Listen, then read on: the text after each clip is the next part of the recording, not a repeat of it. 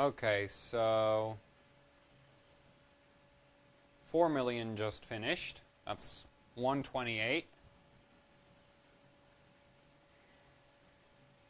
And this is at the same settings, so it did knock off a decent amount of time rerunning it. So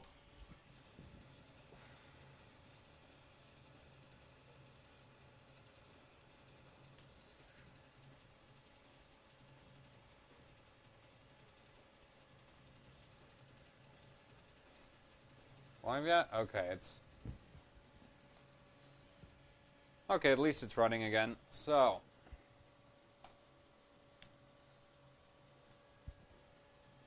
just went up, and I'm just going to run Cinebench again to see if the memory timings had any impact at all, but I doubt it.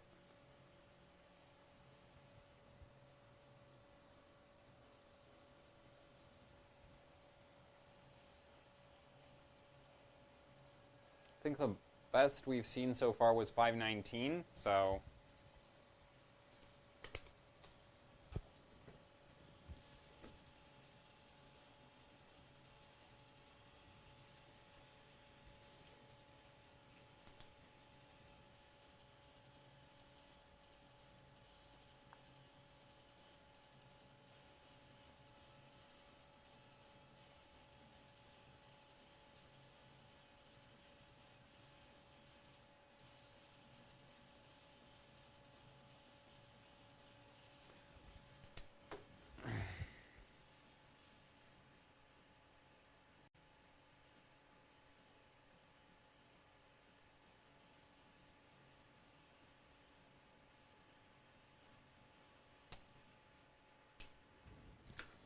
wait, just check. There we go.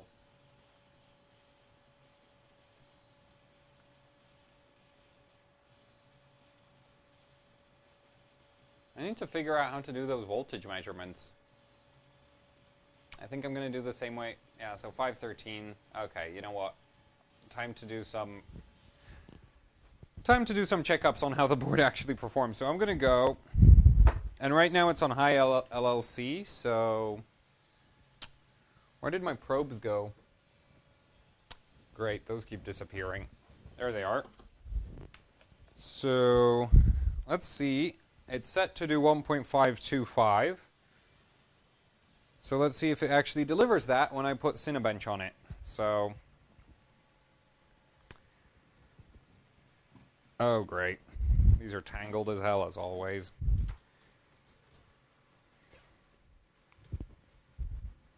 Go. So here's your multimeter. Okay, wait, that's not going to work. Can I? Yeah. Nah, okay, you can't read it anyway, so I'll flip the board sideways. Hopefully the GPU won't fall out. It's going to be so not fun. I've done this before with other boards, and it worked fine on the Gigabyte. Let's see. Okay, it'll just... Yeah, this is always an adventure. Actually, I'll show you what I mean by tip the board sideways to get measurements. So everybody, well, anyone who was on the Gigabyte stream must remember me doing this, but basically, yeah, I'm dumb. I know I'm dumb. Ouch, ouch, that VRM section.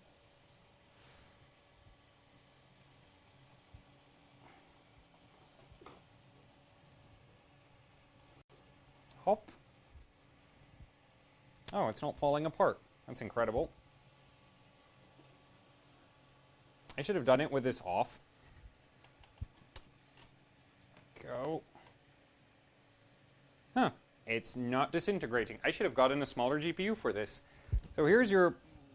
Can you read that? Nah. Can you read this? Yeah, you can read that. Great. So one end is currently in ground, and the other end is now on a... Oh, and you can't read that. I can read that. Oh my! Okay, wait. This is not going to be proper measuring etiquette. Measure off of a nearby ground, so we'll just measure across a capacitor. I'm going to get a cap for one of these, otherwise I'm going to short it out. So... Oh wait, those are wrong. Let me get a different. What? Where did that go? Oh well. This is going to be super, super great. Alright, so this one... So where are my other ones? Oh well. Okay. So, right now... I'm just going to check that my turbo like I remember. Voltage. Yeah, it's set to 1.525. So, let's see. What does this capacitor say that it's at? 1.36? What? Okay, wait. Run Cinebench, then check. Oh, that must be the Northbridge capacitor, right. I'm dumb. So 1.55, so it's doing 25 millivolts of boost above what I set. So we'll see what it spits out after the test finishes. So right now it does 1.55 running Cinebench. And that GPU... Oh, I am terrible. And this is why they do reinforced motherboard slots, because there's idiots like me.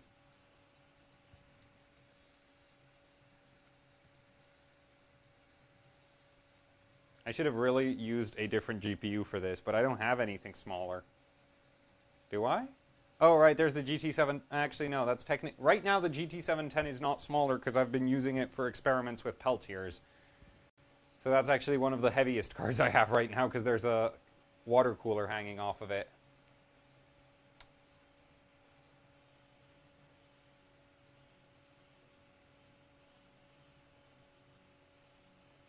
Oh well. At least you can see the board is strong. Okay, so that just finished. Yeah, so it's still scoring the same. Whoops. Yeah, so the Northbridge is 13 millivolts above what I set, and now it's idling. So I'll check what the idle voltage is, because usually what the high setting does is your idle voltage is lower than load, which is good, because generally higher heat under load means that you'd want higher voltage. And it is... Holy crap, that is stable. That is stable as a brick, so high LLC on this board just is completely flat. Just completely flat. I'm surprised. I'm very impressed. Very, very impressed. So now I'll shut it down and put it back into a safe, setup. But I am impressed. That is one really tight, like, it runs exactly 1 voltage with the high LLC. Admittedly, it's not the voltage you put in the BIOS, but it is exactly 1 voltage. It doesn't change, so... I'm impressed. I am very impressed. There's very few motherboards that actually manage to do that. This is one of the few. So yeah, you can get this to spit out a completely flat voltage. That's nice. So I bet Extreme LLC would actually give me voltage boost, and I'm not going to check, because high obviously is as flat as it needs to be. So that's nice. So what else should I test? So voltage... works. VRM thermals? Yeah, let's check that. I'm going to just stick a probe under it. Well, sort of under it. I'm not actually going to manage to get it all the way in. So, let's see. Can I get you on a stand that would give you a better angle of that?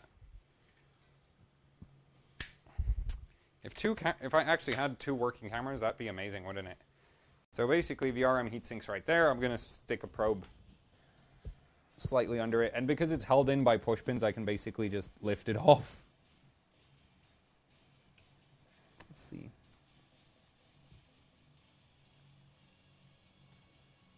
There. Now if we set this to temperature, 35 degrees. So let's see what this does. And do remember there is airflow actually across the VRM because of the fan right there. So let's see, I'll start it up again. Start it up again. There we go. Fire it up. So VRM's at 36.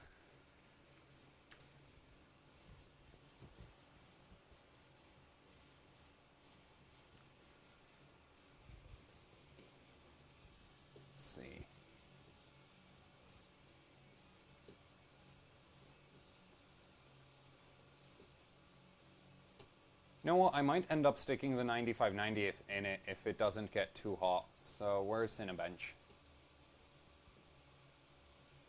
Let's see. Okay.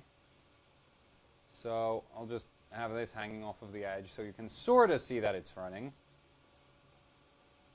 And yeah. So 37.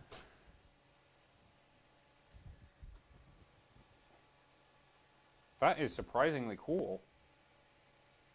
Admittedly, phenoms do not pull as much current as FX chips, but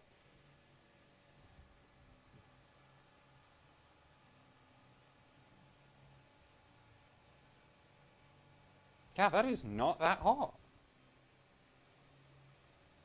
Like, that heatsink is legit cold, and the... Oh, so I must have touched the north bridge. That also gets hot.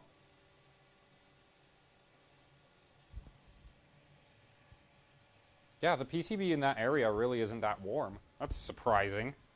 That is really... I'm surprised they don't rate this for the 9590.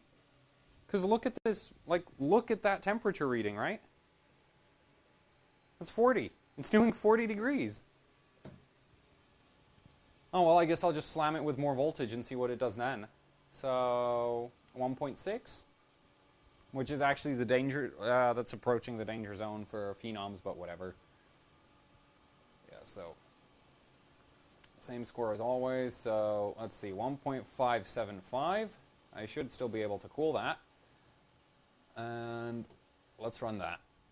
And actually, I'll tell you how much this is pulling from the wall. So on the wall, it's reading about at 1.1 amps right now, and it's running Cinebench. So I'm on 240 since I'm in the UK, so that's like 264? Yeah, that's like 264 watts. Add in the PSU losses, GPU, motherboard, and yeah, the CPU's pulling only around 200, maybe less. No, less than that. It's going to be pulling around like 180 or something. Didn't freeze. VRM's at 42 degrees. That's really, really cool.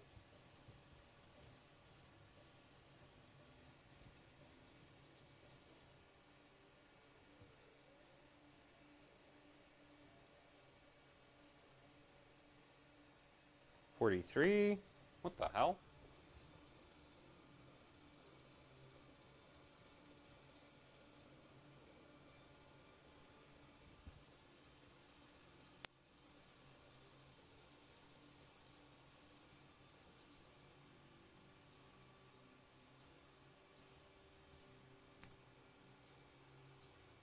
Yeah, it's doing 44 what? Yeah, that's 44 degrees. That's not burning my hand off. Holy crap. So either my temperature probe is reading absolute BS, but like, even the PCB in that area is just cold. Well, let's see. So if it's pulling around 180, and I'm giving it like 1.75 volts, how much power is it actually asking? Well, current is it asking for? Because power... So the thing about VRMs is they do not give a damn how much power you're trying to deliver. What really affects them is the current, because that's the bulk of their losses. So that's like, more current generates much more VRM heat than just 200 watts of power. That doesn't really matter to them. Okay, so that was one... Yeah, I'll just round up and say 200. I said 200 and then divided by 1.575. That's 126 amps. Yeah, okay, that's like an FX app. Yeah, okay, that makes sense. That's like, yeah. Yeah, that's not near enough to... That's not even close to powering a 9590 at 5 gigahertz. That's just not going to happen. So that's like completely different current draw levels. But, you know what? I think it'll handle the 9590. I'll just stick the 9590 in it. I don't want to mess around with a phenom any longer, so I'll just stick a 95. So let's get the chip of doom. There we go. 1 8 gigahertz capable, 9, let's see, can it focus? Oh, right, autofocus is turned off. Give me a second. Here, where's the autofocus? There it is. And ta-da, focus, damn it. Focus. That's the 9590. Let's see if the board can handle this, because officially it can't. And actually the heatsink also can't. The heatsink can't deal with the 9590 either. So this is going to be interesting. I'm pretty sure the VRM will survive, because if it's like it's not running hot at all doing that Phenom. Admittedly, Phenoms are low current, high voltage chips, so... But I'd be really surprised if the VRM couldn't handle the 9590. If I'm careful with it, I'm going to put a fan over it next, so it's not like I'm going to go completely insane and, you know, not care about making sure that the board survives. I do actually want the board to not blow up on me, because if that blows up and takes my 9590 with it, I'm going to be really, really, really disappointed. Well, really, really annoyed, because getting a... I don't know how rare 8 gigahertz chips are, but I have one FX that can't do more than 7, so I'd rather not lose the one good chip I have.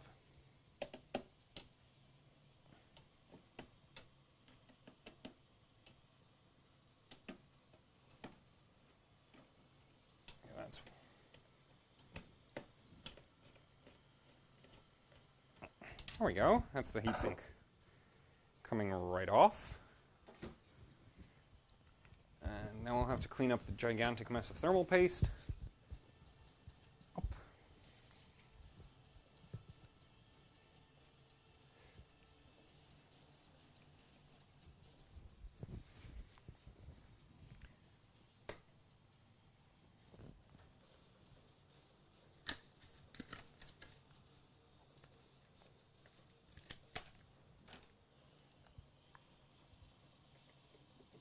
And that's the 9590 right in the socket. Where's the... Actually, you know what? You need to... Bleh. You're going to be bored of a black screen, aren't you? Okay. Where the hell is my thermal paste? There it is. Damn it.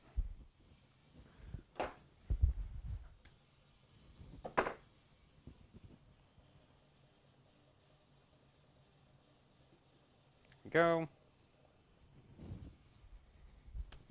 I will make all of Reddit cringe with my thermal paste application, but I really don't care, because it obviously worked just fine for the last CPU I had in this.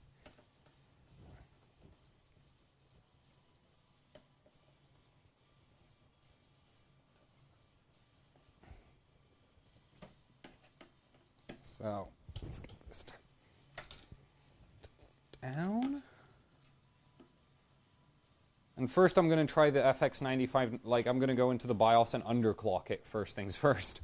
Just check that the FX doesn't suddenly cause the VRM temperatures to go out of whack just because it's in there. So where did that fan go? How the hell did I lose it? Oh, there it is. Is it? No, that's... The hell? How did I manage that? The fan was... What the... Oh, okay.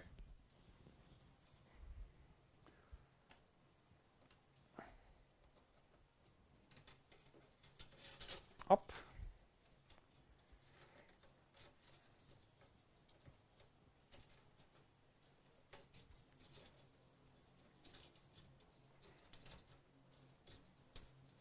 Yeah, not using zip ties for once, just using single core wire to keep this in place. Because this stuff is actually more versatile than zip ties in some situations, so... Up. There. It's going to hold. And one more fan. And which way is that facing? Okay, I did get it the right way around so that I can put one up front like this. And that'll blow right onto the VRM as well as onto the first tower of the heatsink, so hopefully that will get me some better thermals. And let's see.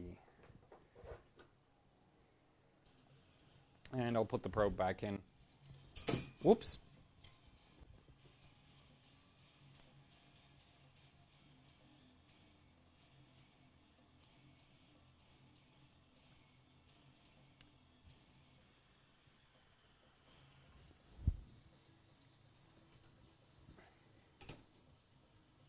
There we go.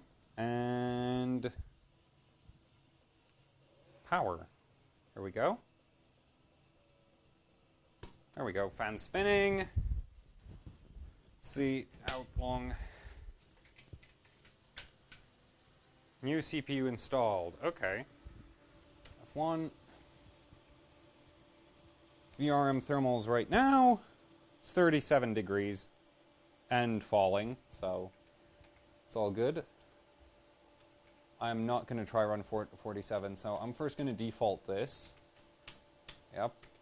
Then go into the advanced, disable all the power efficiency crap, so C1E, SEM, disable. Actually, you want to have the APM enabled because that allows you to do some pretty cool things with the core frequencies, which I'll try show you, and disable that. Overclock, manual, CPU ratio, let's see, 22.5, that should be 4.5 gigahertz. So that's 4.5, disable turbo core, stock frequency there, 100 on PCIe.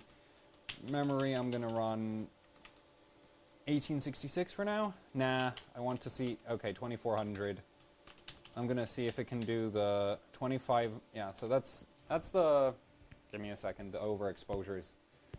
You can't see anything again. Whee! There we go. So the last AMD board I tested with this memory kit couldn't go over 2500, so that's why I'm using 2500. CPU Northbridge.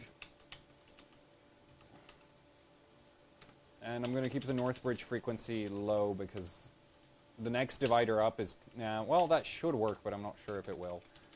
Keep it relatively, actually no, this is a terrible idea. I'm just going to go for the core speed first, leave memory on auto, make sure that we can even get this to boot up, test out the CPU, then test the memory. Need to be somewhat procedural. So CPU manual, I will give it 1.1.425. It should run on that. 1.2 on the Northbridge. And it should be ready to go at this point. Let's go. VRM is at 30 degrees, so that fan is doing magic. It's basically at ambient temperature.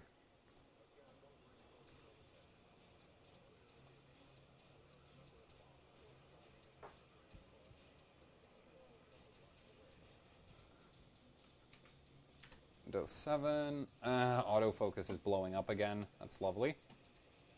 Where the hell did my camera controls go? There they did. Oh. Oh, the fan control. Also, the motherboard has RGB ITIS again. Oh well. It's not like it's going to affect my attention span that much. Oh, ooh, pretty colors. No, later. Let's hit it with Cinebench and see what happens. So right now the fans aren't actually cranked up properly, which this is a terrible idea. Okay, let's also have core temp. Just in case those temperatures go a little bit out of whack. Okay. 3, yeah, okay, you can already see that the VRM temperature is coming up. How do I get you to see this? Well, it's going up faster than last time, but it's still safe. It's 36 degrees right now. 37. CPU's a lot hotter than the VRM. Yeah, I really don't see why they I guess in a case environment where your ambient temperature might be really, really high, the no FX9590 recommendation might make sense. But on a test bench like this, it's completely fine. Well, test bench, box from a motherboard.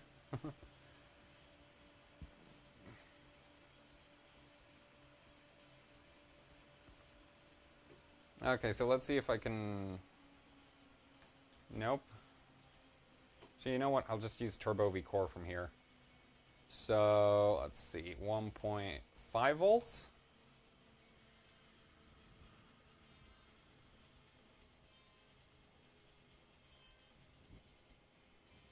Kinda don't like trusting the temperature probe that I just shoved in there, because that is less than optimal, but it seems to be working, so... And also when I was, you know, just checking if the PCB in that area got hot, it didn't with the Phenom, so... Supply 1.5 volts and see what happens now. Oh, it froze. Ooh, I forgot to set up the VRM settings, didn't I? I bet it tripped over current or something, because I did not change frequencies, so that has no reason to be crashing.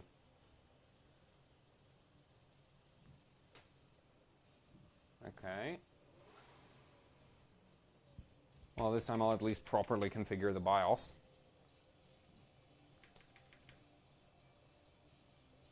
Board still works. That's good.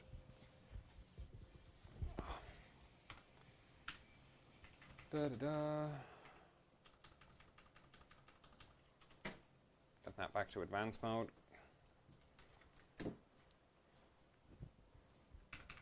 Go. Tweaker manual. Let's try stock clock for an FX9590. So 4.7 gigahertz, 1.5 volts, and this time I'm going to probably have to adjust a few of these. So high, load line, high, max that out, annual. Leave that on fast. And the thing is, this, if I'm not mistaken, is, I think, the over temperature protection for the VRM. Because there's no units next to this. I'd love to know what this, but this 150, that's usually where VRMs just completely stop working. So I'm guessing that this is VRM temperature protection, because I can't think of anything else you'd want to have going up to 150. Actually, let's consult the motherboard manual instead of trying to guess. Let's see if it says what that actually does.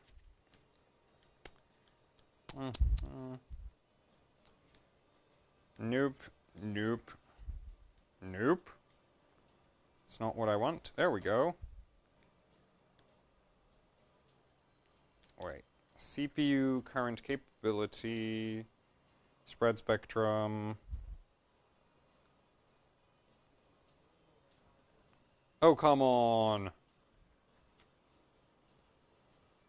Fixed thermal.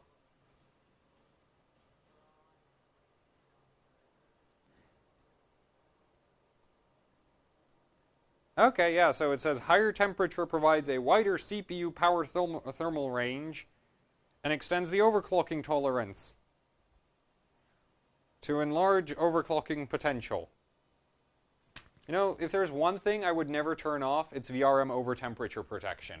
And I don't like protection circuits, so that right there is not going above 130. No way. CPU power, yeah, I want that on fast. Let's see if this works. Save that.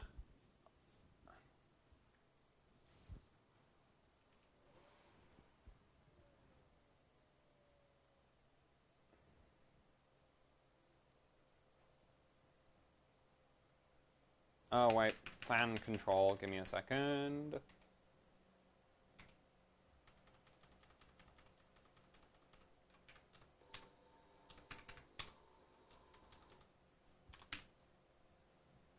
There we go. That's fixed.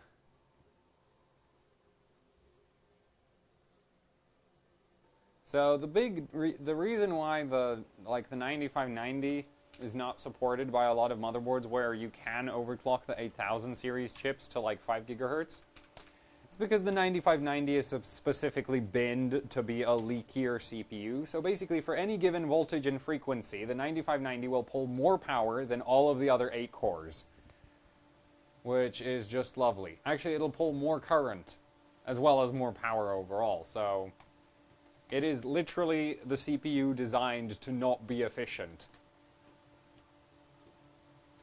So let's see how this goes. I do believe I set it to 4.7 gigahertz. I'm just going to check that. Yeah, it says 4.7 now. So this is basically an FX 9590 at stock. Let's see how this goes.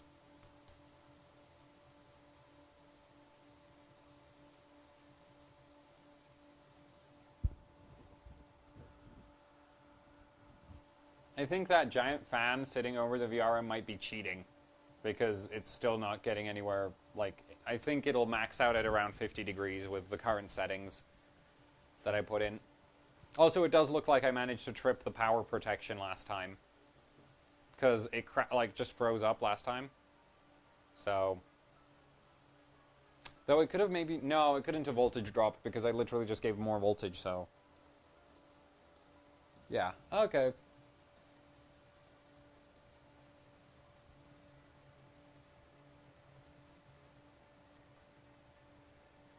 Hey, so that worked, and it didn't even get to 40. Let's rerun, because that VRM did not get hot enough. I should get some kind of test that runs indefinitely. Do I have Intel burn test on the flat? Let's see. If I have IBT, then this motherboard is going to cry, but that's, you know, I'm okay with that, as long as it doesn't burn out my CPU. It looks like I don't have IBT. Seriously not? Well, it's a good day for this motherboard because I don't have Intel burn test installed. Available. Not even installed, just available. Okay, let's see how much power this is pulling. Yeah, so it's 1.5 amps right now from the wall.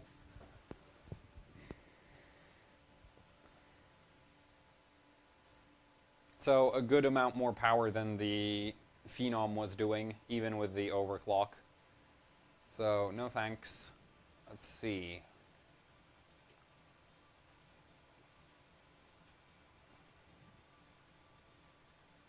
I want to see core temp, and let's get Cinebench running again. Up. And turbo.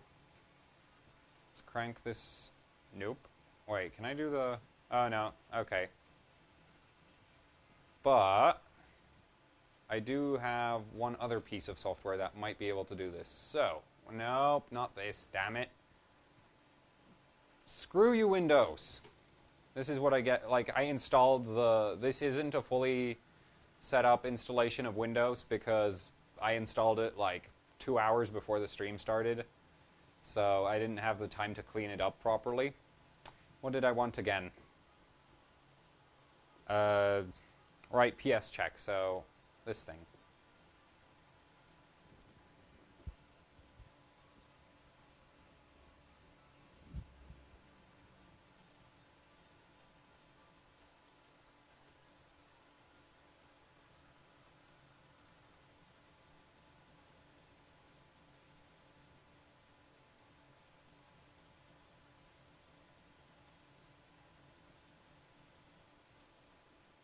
There we go, and let's get this opened up. So, if I've configured everything correctly, I should be able to just take individual... Sorry for kicking the camera there. I'm kind of space limited. So, let's see. Can I get you closer so you can see better what this utility is? So basically, this, in theory, should allow me to change the frequency of individual cores at will. So let's see if I can do that.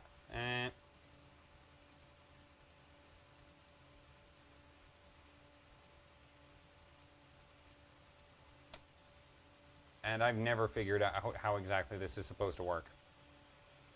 So that's great.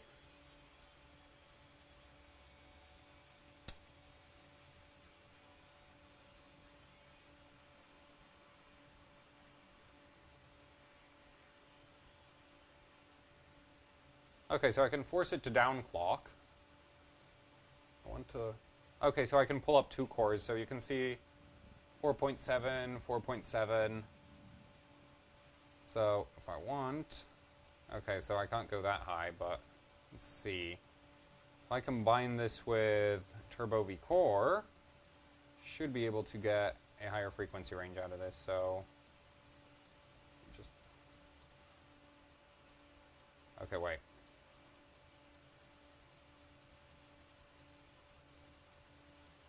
Get me all of those lined up. Pull them up. There we go. So now they're all at 4.7. Now if I ask for group tuning, go 24, apply. They're all at 48. Good. If I go back into that, close it. Let's see if... Huh. Can drop 2 to... Ooh, cool. So I could do something like... So now I have 2 cores running at 4.8. Let's see how... If I can... 2, 4... Let's see. 4.9, and I want these 2... Nope. Up. Okay, wait. Close that. Apply. Oh, Turbo V Core crashed. Perfect. So they don't like each other. Oh well, I'll figure that out eventually, how to get this stuff working. End task. Okay, I'll just restart it.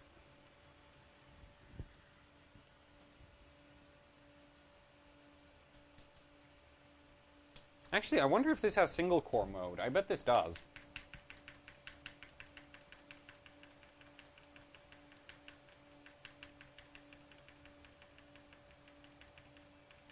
Let's see, advanced, CPU config. Nope, that. Manual. Oh, come on. Wait, disable. Disable, nope. Disable. Ah, there we go. Yeah, so this is unique, I think, to ASUS boards. I know my Gigabyte doesn't do this. So you can disable the CPU down to 1 single core, which happens to be core number 1, but this is pretty cool. So we can boot with 1 core only. So this is optimal for like max CPU frequency if you don't know how to use the software to control the individual core frequencies, which I still haven't figured out because I didn't know that was a thing until very recently, and since then I haven't really paid much attention to it. So just enable all those cores again and go back to the main. Let's see if this can do 4.9. Yeah, 4949, which I think is the same as... That's pretty much... Actually, no. All of these boards should... Yeah, I'll just go for 5 gigahertz. I'll just try for 5. 'Cause I'm pretty sure I've managed to get every single board I've... Both the Sabertooth and the Gigabyte board both did 5.5... did 5 gigahertz on this chip for Cinebench. So we'll see if this can do that.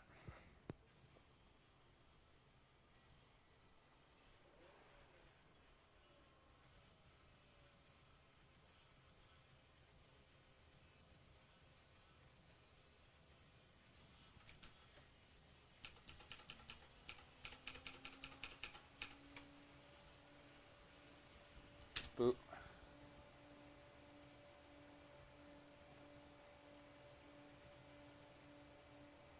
Oh, it's booting up fine, so that's already a good sign.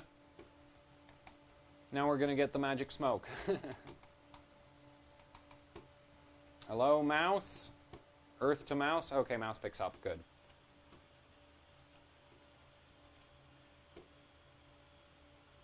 Let's run. Actually, I want to see core temperatures because the heatsink is good. It's just not that good. 44. It crashed. That was very anticlimactic. Let's reset the board. Let's So let me quickly check what the gigabyte did, just so I know what to compare this to.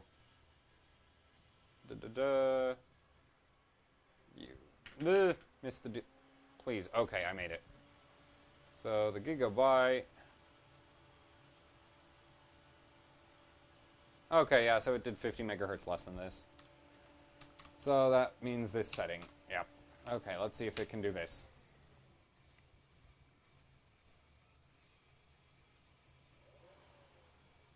So that's 155 and 4.95 gigahertz. So just under 5.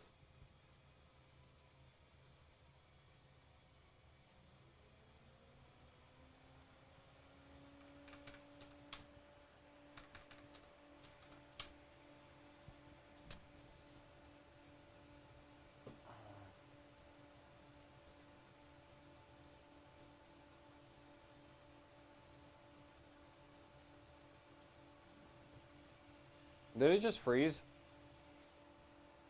Oh no. No, it's fine. Oh yay, now the mouse actually works properly again. Get Cinebench, Core Temp. Close that. Let's run this. Work. Oh! Crashed again. That's not fun. Yeah, okay.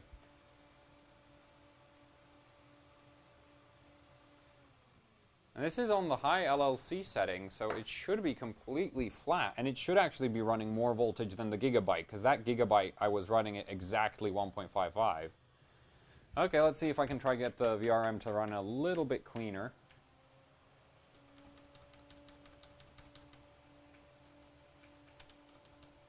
DigiPlus. So let's max this out.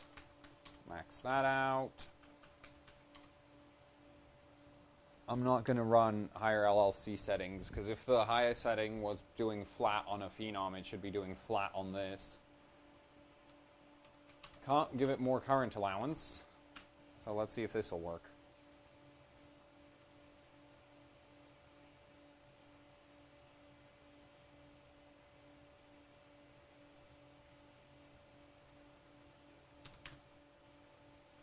I wish the board had like proper voltage read points, so that I could actually monitor the voltage it's applying to the CPU right now. What did I boot into? Wrong operating system. Give me a second.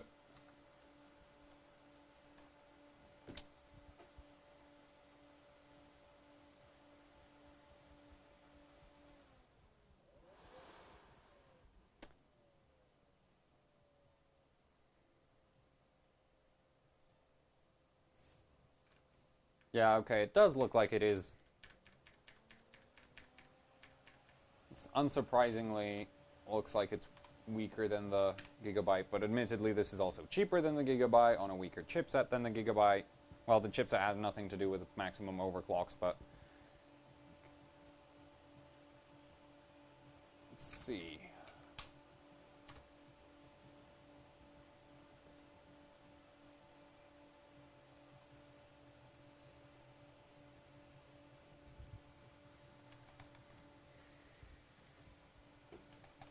Come on. Mouse to Earth? No, Earth to mouse? Okay, here we go. It's working again. Let's see. I just want to make sure that, again, that it's not overheating. It's too bad I don't have a... Let's see if... Wait. CPU-Z on the Gigabyte was actually really accurate at reading CPU voltage. I wonder if that's the case here. I suspect it won't be. Okay, actually this is not bad, 1.56, so it's not probably not too far off. Well, let's run this.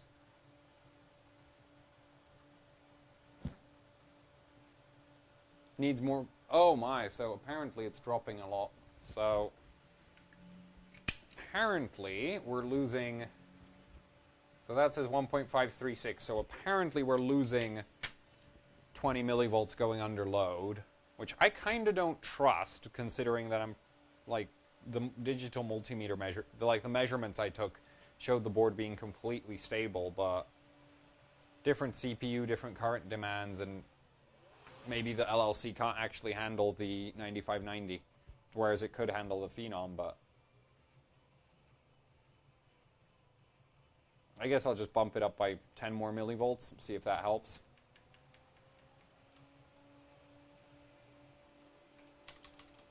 Okay, so I can't bump it up by 10, so I'll bump it up by 12. Let's see.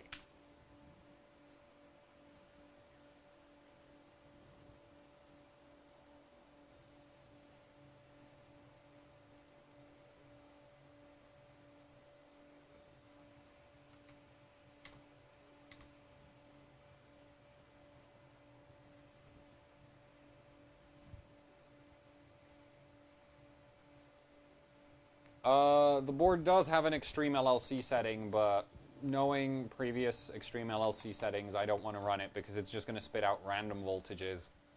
Well, not even random voltages, just something ridiculously high, and then it's completely invalid in terms of like overclocking range, because you, like, if you want to compare two motherboards' overclocking capability, you have to run the exact same voltage on both of them. Otherwise, whatever you're like, whatever like result you're getting is just like, it's not an actual result because one board is running more voltage than the other, so it's basically cheating, and this is just froze again. Okay, well, if CPU-Z was to be believed, the next increase of voltage will give me a stable run.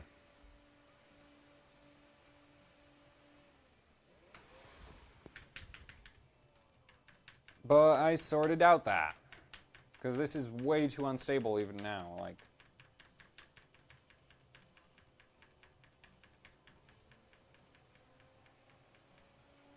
Yeah, extreme and ultra-high LLC are not, like, if this had voltage for freaking read points, I would show you why I don't ever use ultra and extreme LLC on ASUS boards. But the thing is, if you set 1.5 volts here, right, and then you go into the DigiPlus and you set regular LLC, then in the real world you'll be running on like 1.4 volts. If you go here and you set 1.5, and then you go here and set extreme, then in the real world you'll be running like 1.6 volts. Because the LLC will just, like, the LLC is not smart. It's it's basically a pre-programmed curve.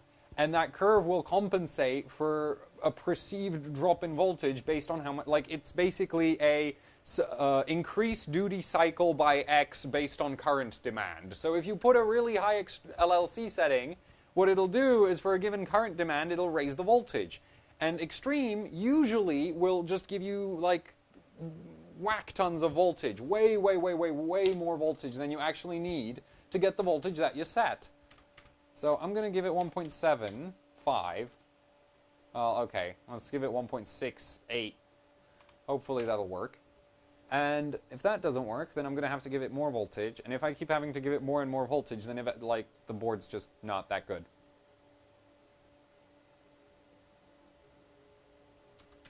So, let's hope.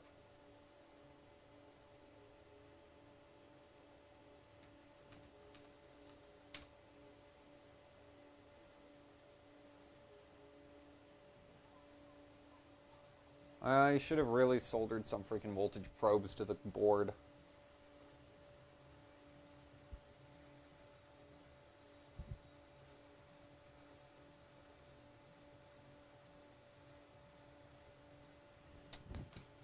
Okay, so at least everything works now.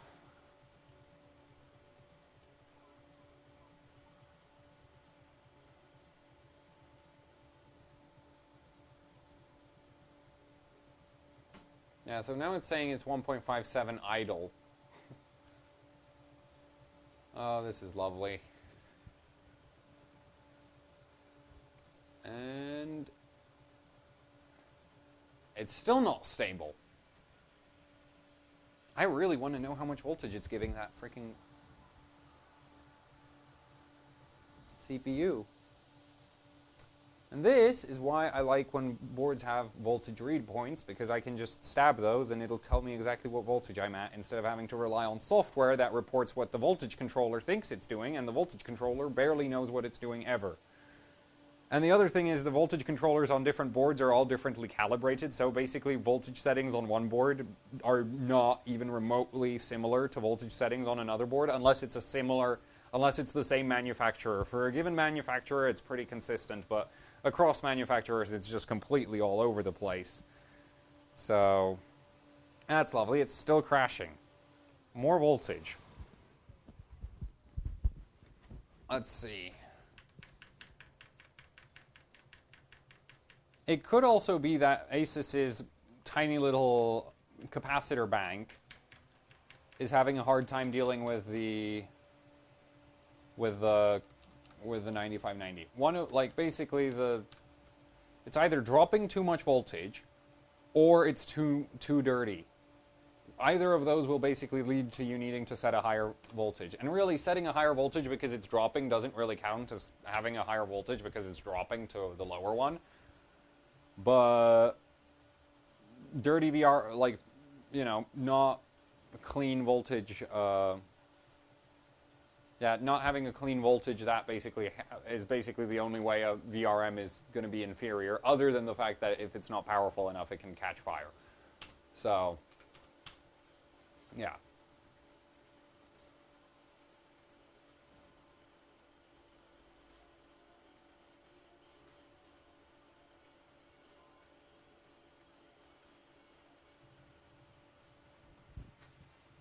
Come on, can I get the mouse working here? Okay, there we go. So let's see if this'll pass. Please do. Oh, no.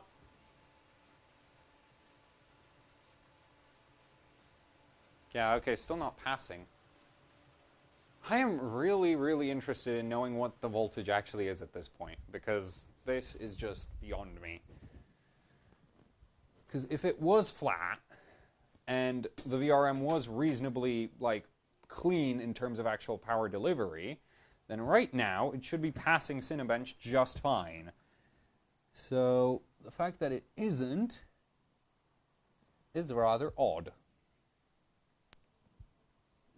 Let's see. Yeah, the VRM heatsink's freezing.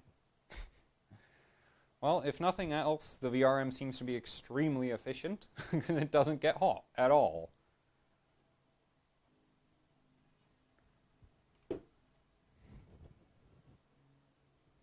But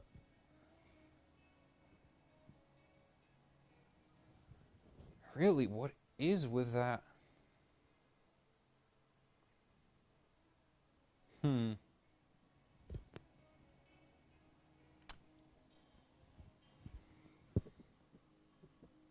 I don't want to tilt the board again. That was...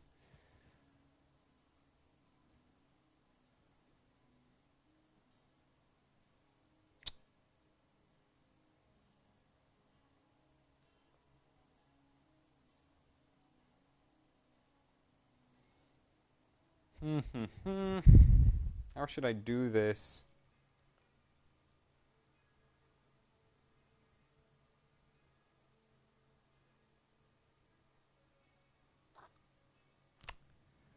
Let's see.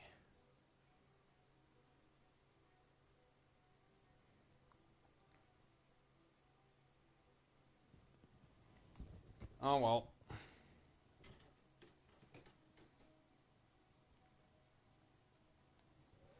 I guess I'll just give it more voltage again, because I am... If I need 1.6 to pass Cinebench, then that obviously means it's either dropping a ton under load, or it's running really crap power quality. One of the two. I'll need to actually put voltage probes on it to know for sure, though. Now we shall see if the VRM gives up the magic smoke. So...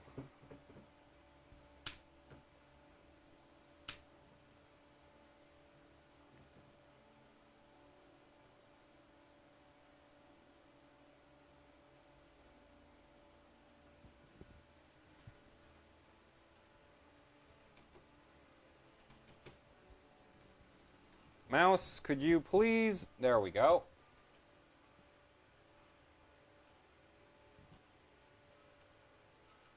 $64 bits. Run. Please work. Oh, now it looks like it'll pass.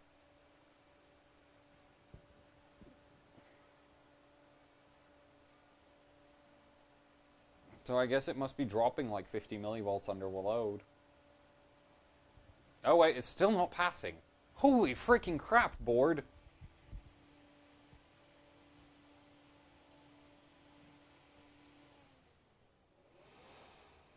That is terrible.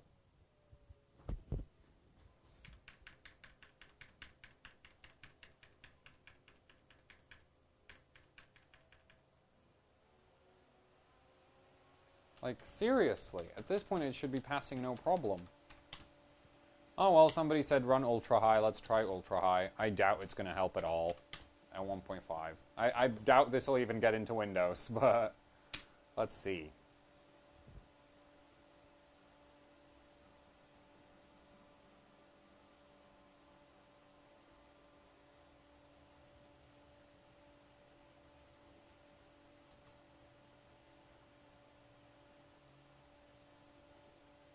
Well, it looks like it made it to Windows. Jesus Christ, Windows!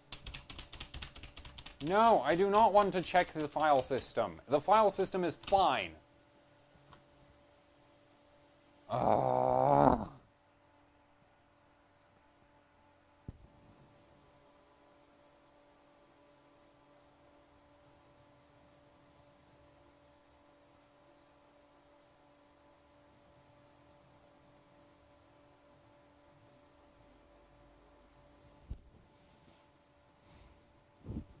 I wonder if there's some way to just, like, disable the whole check disk system. At least this was fast.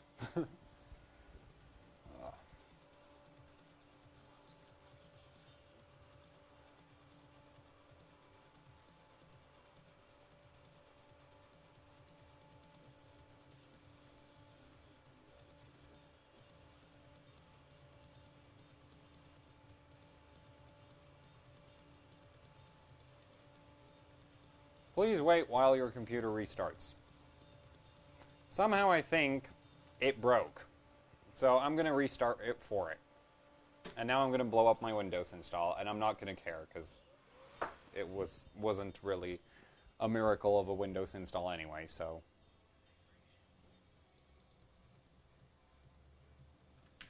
This time, I think I'm going to go into the BIOS. Well, actually no, because I have the keyboard right now. Disable fast boot. Let's see if that stops the keyboard and mouse from disappearing all the time.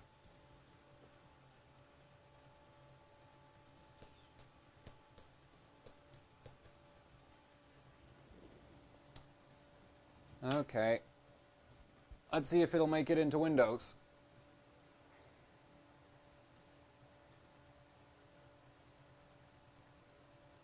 Okay, let's see what CPU-Z says about my voltages right now.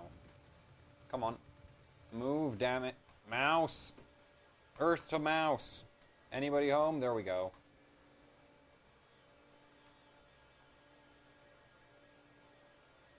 So apparently we're running 25 millivolts above what I set. Let's see what Cinebench thinks about that. It's probably going to tell me that I'm not actually running 25 mil. Oh, it looks like it's bouncing up again. Huh. Okay. See how this looks. 1.536, stable, 1. There, froze again. Yep. And CPU-Z is saying 1.548. So this board can't do, like, yeah. But to be fair, you know what? I really, really wanted to try adding extra capacitors to this VRM. I am now even more tempted than before to put more capacitors on it, because I'm like 99% sure that more capacitors will solve all of my frequency issues. But it would be cool to see if that actually helped, but I guess I'll do that some other time, not today, because that's just like, how long have I been streaming? I think like, what time is it? Oh, it's only 9. Oh well, whatever. Yeah, but yeah, I do not want to destroy the motherboard quite yet, so we're not going to be soldering any capacitors onto it. I'm sorry to all of you. Actually, if I was adding capacitors, I could add voltage read points and all of that. I'll do a video on adding more capacitors to the board. like a video for the YouTube. I think that'll work better without me having to fight all the live stream crap. And also all the people on YouTube probably would appreciate me doing that more than me doing it as part of a 3-hour live stream, and then they have to hunt through the whole thing to find the one part where I actually do something interesting for once. So, do something interesting.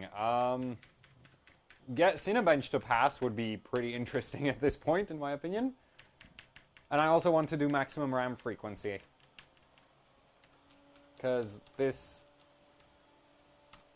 Okay, so I'm going to give up on trying to get Cinebench to cooperate. Because it's not going to happen.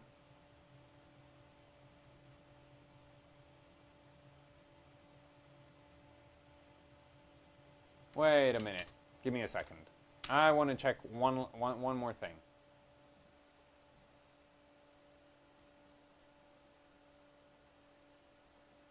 Because the FSB on AMD motherboards isn't exactly the most stable frequency on Earth, and the BIOS was just telling me that I'm at 5 gigahertz. So I want to see if if CPU-Z thinks I'm at 5 gigahertz. Because if they both think I'm at 5 gigahertz, then I'm probably at 5 gigahertz, and that might be why Cinebench is still crashing. Mouse? Please? There we go.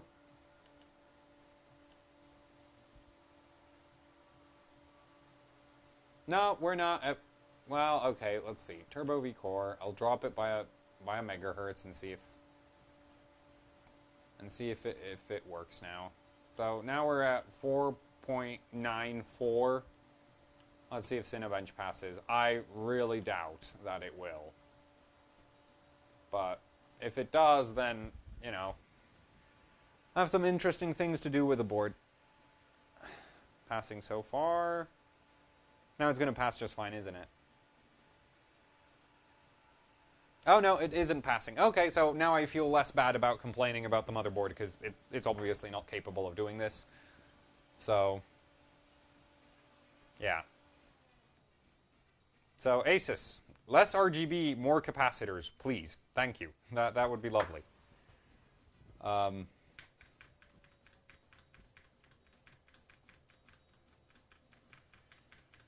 Then again, this VRM runs so cold. Just so cold. Like, it's incredible.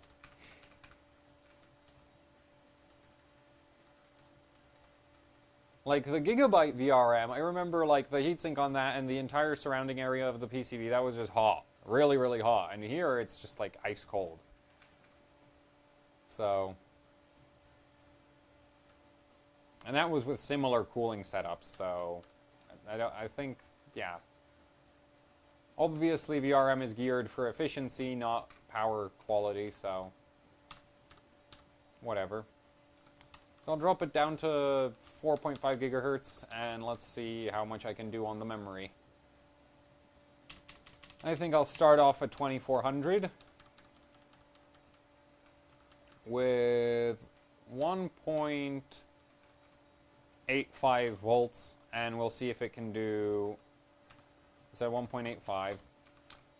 And the North Bridge will need about 1.45 because this 9590's North Bridge is atrocious, so I'm going to give it 1.425 to start with.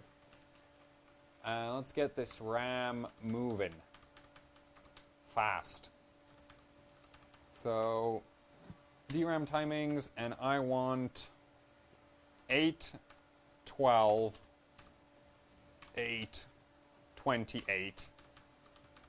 And if this can do 1T, I'll be impressed, but I doubt it. So we'll start at 2T and 2T it, and if it does 2T, then I'll drop it down to 1T. Because I just want to see if it can boot 24, 8, 12, 8 at all. And then I'll try if it can actually finish SuperPi 32 million at that. Because that's really the only thing you would ever need to adjust RAM frequency for. So that's my memory frequency stress test of choice. Even though it's really not that good. Like, for daily overclock, it's certainly not a good stress test, but for, you know, just performance, it's a good test. So, it boots, it runs, the mouse doesn't respond again because it's stupid. SuperPi, and let's go. I don't have bulldozer conditioner, so this is going to take a month to finish. And that's 4 million, not 32. But I just want to see if it can pass even 4.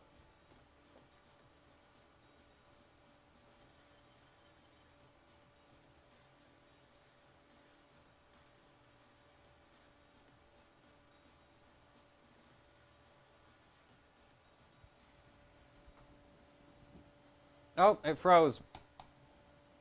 Well, okay, that's great.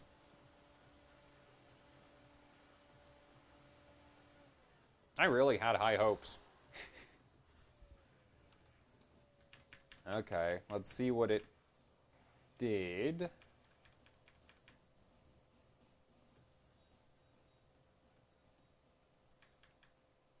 Could we get into the BIOS, please? Okay, I guess we can. Let's see if the retry does anything.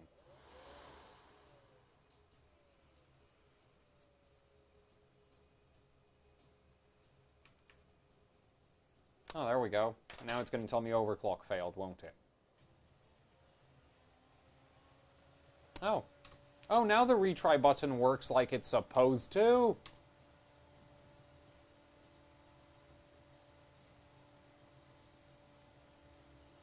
So yeah, this is what the retry button is supposed to do. It's supposed to try to boot, and then it's... Mouse, please. There we go.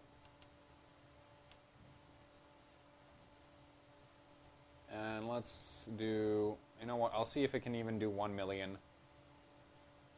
Okay, 1 million seems to be running fine.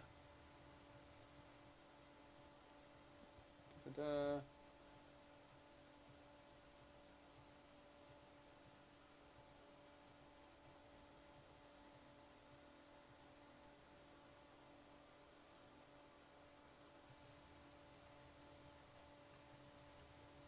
Okay, so let's do 32 million, and I'll actually pay some attention to the chat for once. So, what is going on in the chat? Somebody wants revision 15 of Cinebench. Revision 15 of Cinebench is lighter than revision 11. That's why it would pass. You can run revision 15 like 20 megahertz faster than... Oh, and it froze again. So the memory intensive Super Pis are killing it. Cool. So yeah, I'm not going to run Cinebench 15 because Cinebench 15 is actually less hard than 11. What else is there? Somebody wants to turn off S software voltage ID control. Isn't that an Intel only thing? I swear the AMD BIOS doesn't have an option for that. Yeah, it doesn't. Because it's not a thing. Oh, my spread spectrums are on. Ooh, maybe that's why it wasn't doing 5 gigahertz. I'm a dumbass. And also, I should probably drop that. Something reasonable. Like 1.4.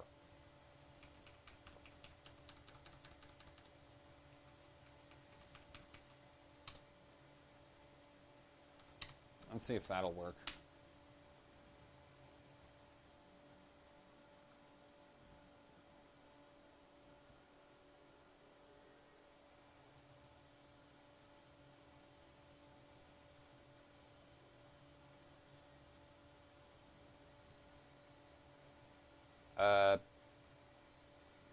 Let me guess. DRAM error. Oh no. What the hell? Not RAM? VGA? What the hell? Why is it complaining about the graph? Oh, it's memory. That's still memory. If it's complaining about the graphics card for no apparent reason, that's still memory. Lovely. I love motherboards with no postcode.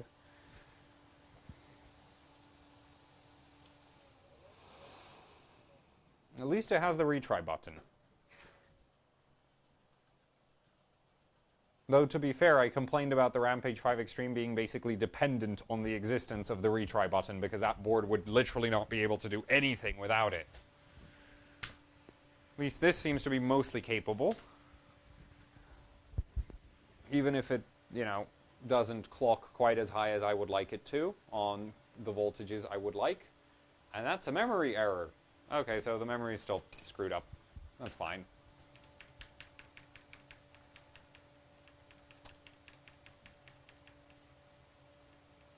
So, let's see. I'm going to try 2133 with higher BCLK to try achieve 2400 there.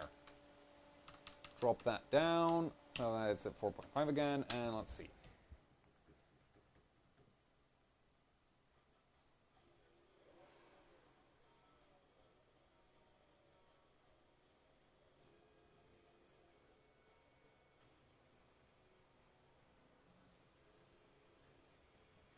It's the same error.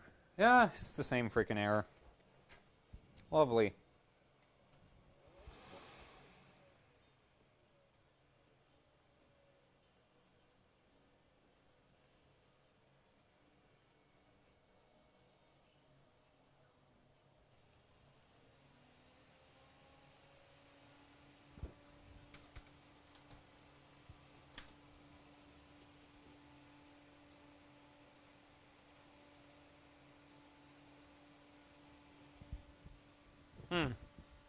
Okay.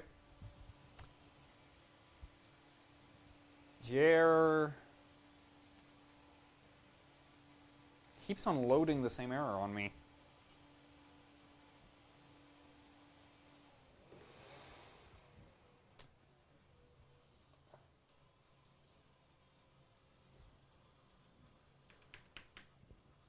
See, okay, so somebody's like... See, the thing is for me with boards, it's like every generation, it changes manufacture. Oh, wait, I'm running really hard Northbridge. That's probably why. Oops. Okay, let's boot. Yes, I'd like to boot. Thank you very much. I really don't like cherry red switches because I'm never sure if I've actually pressed the button. But then cherry blues are like super loud, so... It would not be optimal for a live stream. Okay, now it's booting normally. Yeah, so it was too much Northbridge frequency.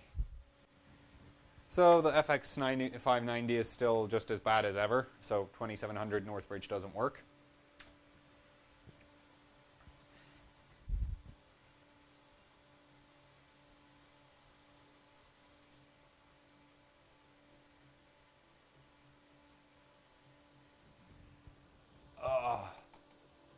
Windows has... I don't care, and it's not unexpected. I'm overclocking. Blue screens, crashes, and random shit not working is completely within expected behavior. So, what did I want to do? Right, Super Pi. Let's do 32 million and see if it freezes. No, it's not frozen yet. Oh, it just died again. Seriously? Okay, so it doesn't like PSC memory. That's lovely. So this is actually pretty much copy-pasted settings from the Gigabyte at this point. So I'm going to try a little bit more Northbridge voltage, and if that still doesn't fix it, then I don't know, nothing can. To be fair, this is a budget gaming motherboard, so I'm like not surprised here. And budget is really not the right word, I think. It's just like, this could have been such a good overclocking board if they, you know, didn't include an audio section, didn't include the RGB stuff, and just gave me a bigger VRM. I'm 99% sure if I had a bigger VRM, this would be going better. Also a postcode and buttons. This is really not that far from... Like, it doesn't really take that much to make a board that makes me happy. It just needs buttons and postcodes, and it's and voltage read points, and a seriously large VRM. And everything else, like, you don't need to even include it. Like, PCI slots, why? Who's going to use that? I'm not. Okay, so more Northbridge, and if, like, this is getting into the point where I consider it too much. Northbridge voltage. What's the digi? I'll put that back to high.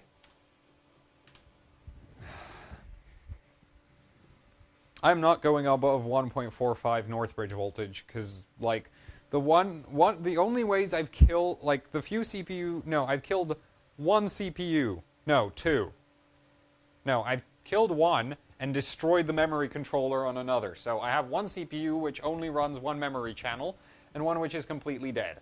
Both of them are from AMD, and both of them died because, well, one of them died because too much Northbridge voltage, and the other one got its memory controller destroyed because too much memory voltage. That's another system. Yeah, okay, this is not getting anywhere. Okay, I'll try loosen up the RAM and see if it'll boot with that.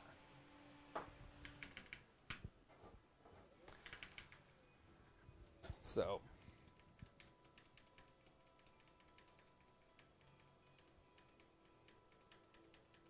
Come on, start, damn it. Ah. Okay, I forgot how to start up again. Retry to the rescue. At least it has the retry. Would be better if I didn't need it.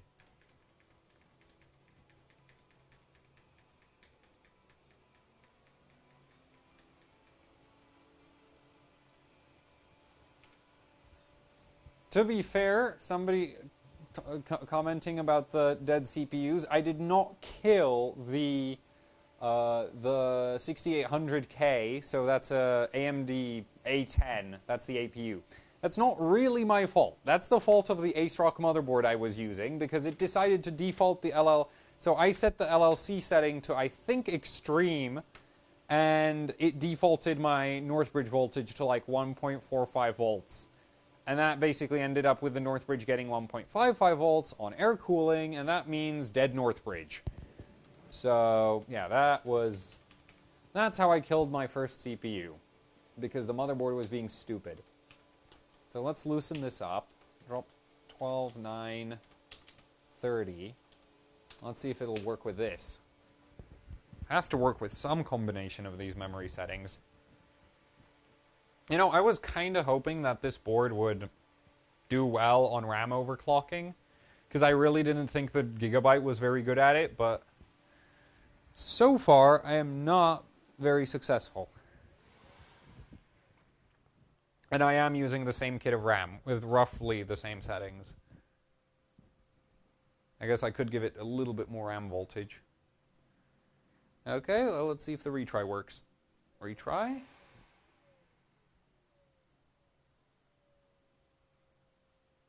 Boot, please. Oh, there we go.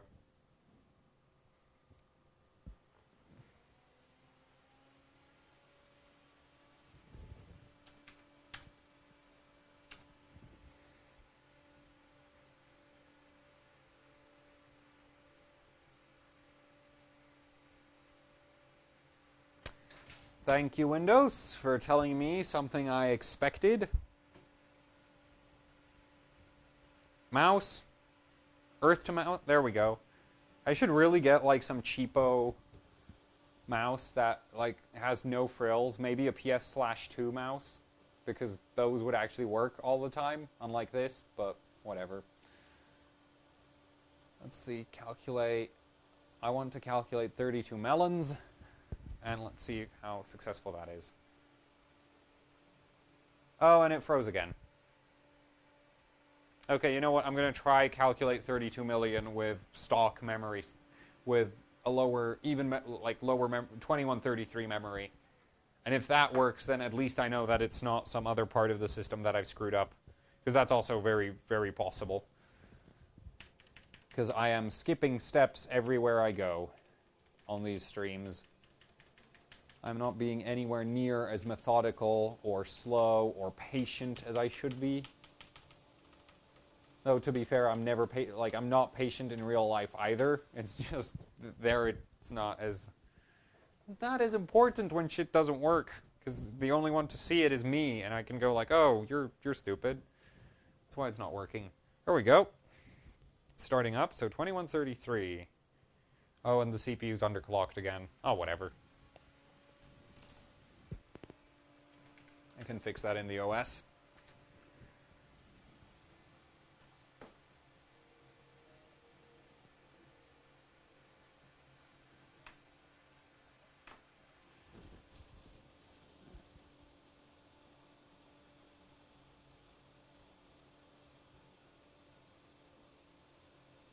So this motherboard is this motherboard was given to me by ASUS. They are probably never going to give me anything again because I've just like complained about this board for the last 2 hours. But like it's not doing what I want it to do. It's like I literally can't tell you that, oh, this is a great motherboard, because if you watch this stream and then watch the other stream I did with a Gigabyte, then it's like Gigabyte, you know, Buildzoid's a giant freaking liar. On the Gigabyte stream, everything was working, and he said the other board is fine.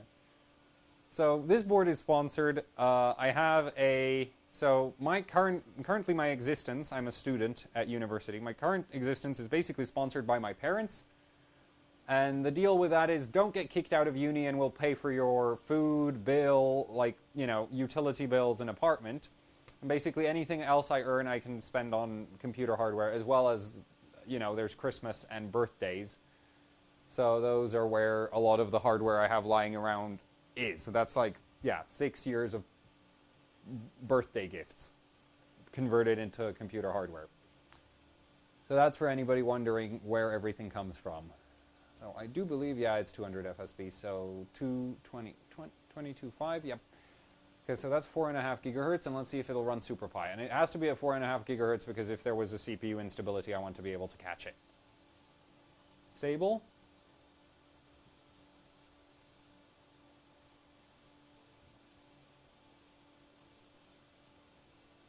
It looks like it's working. Yep, it's working now. Okay, so it was really memory instabilities.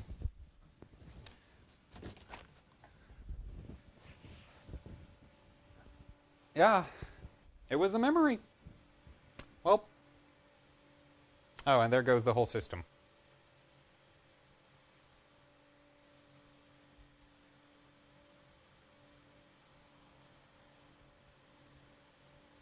I'm not getting anywhere with this. I'm never going to see another... I'm never going to be sent another motherboard again by ASUS. Because they're just going to be like, no, last time we sent him a motherboard, he couldn't shut up about how he hates everything on it. Oh, well. What am I going to do about that?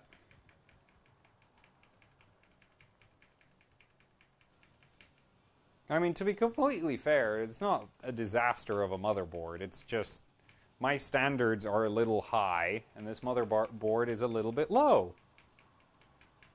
And it would be great if it would boot. I hate when motherboards don't consecutively manage to boot the same frickin' settings.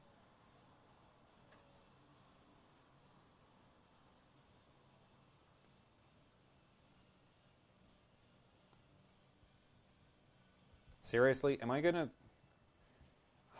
It's like the retry button is a curse. You put it on a motherboard, and the moment there's a motherboard with a retry button, you have to use it over and over and over again. There we go, now it's booting again.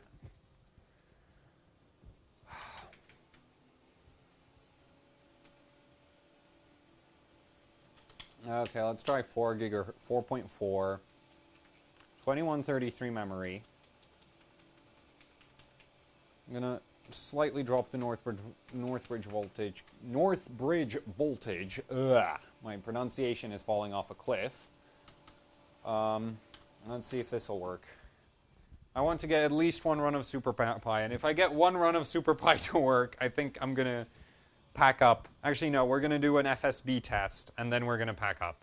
Well, I'm gonna pack up. You all don't have to. What? The board is on the latest BIOS available. So, yeah. And I've never ever seen a BIOS update ever fix anything. Like, I don't know why. Everybody is always like, oh, you need to use this BIOS, it works better. For me, every BIOS, like, the BIOS the board comes with either works or the board doesn't work.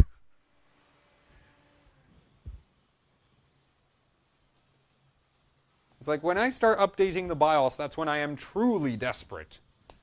Because that's when, like, shit doesn't work to the point where I don't even know what to do about it.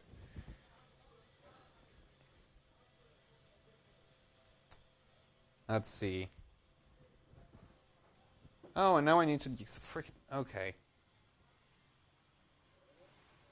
It is really not happy with those memory settings. Because I have to keep using the retry over and over and over again. You know what, I'll just set it back to defaults and then try the FSB. Maximum FSB. Because that's like the three, pretty much for me, the three main metrics for, no. For an AM3 Plus board, my main metrics are maximum FSB, ability to clock RAM, and maximum CPU clock. In Cinebench, and then maximum CPU clock single core. And those 4 tests will pretty much tell you everything you need to know about a motherboard. And depending on how much trouble you have completing those tests, you know how bad the BIOS is. Well, how bad the rest of the board is. So, yeah, okay, so I'll just default the damn thing and then try maximum FSB. Load optimize defaults. Go to the advanced. CPU config, disable, disable, disable, disable, disable.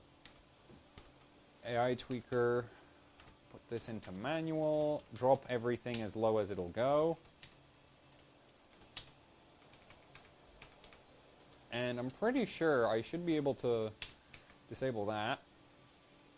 I think this goes as low as 8. Yep. Wait, it goes lower than 8. Goes down to 4. No, I'm gonna go down to 8, and we'll try boot with 300. 300 FSB, and let's see, manual mode, 1.25, no, 1.35, 1.3, no, 1.2. And I'll give it extra. 1.55, 1.2. So Northbridge voltage maxes out at 1.25 on this board, which really isn't that high. 2.5. And let's see if this boots. And for the maximum FSB test, I'm just going to reboot it, reboot it, reboot it until it stops getting a higher FSB. So hopefully 300 will work, because 300 is basically like... So most AM3 Plus boards should do 300. The better ones will do like 340. The bad ones will do like 280, 270. 7. To advance. Let's see. 300 works, so that's nice. You know, I forgot to do the easy mode thing.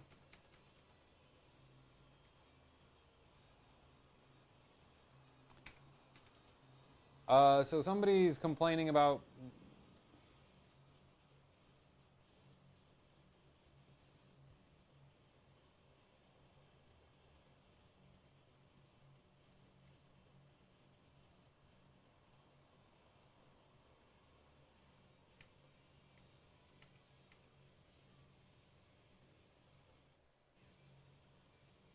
Let's see. So 300 works. Let's see 305. Also, mind you, this chip does not do 5 gigahertz on actually any motherboard. Like, there's no motherboard that will make this, like, I haven't seen this chip do 5 gigahertz at 1.55 volts on any board.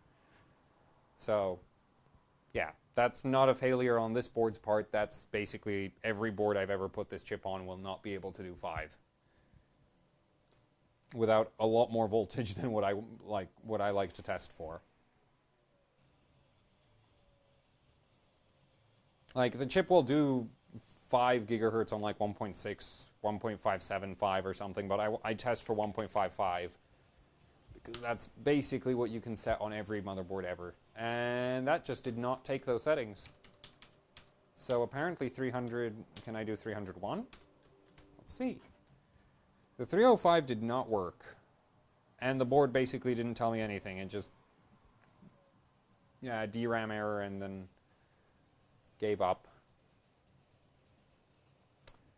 Okay, so this is booting, so that's 301.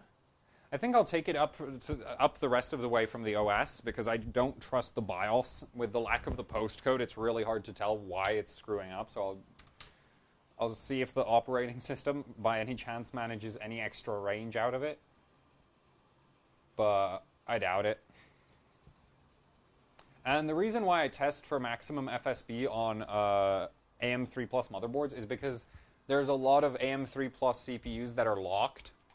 And if you want to overclock them, then basically your only way forward is really high FSB.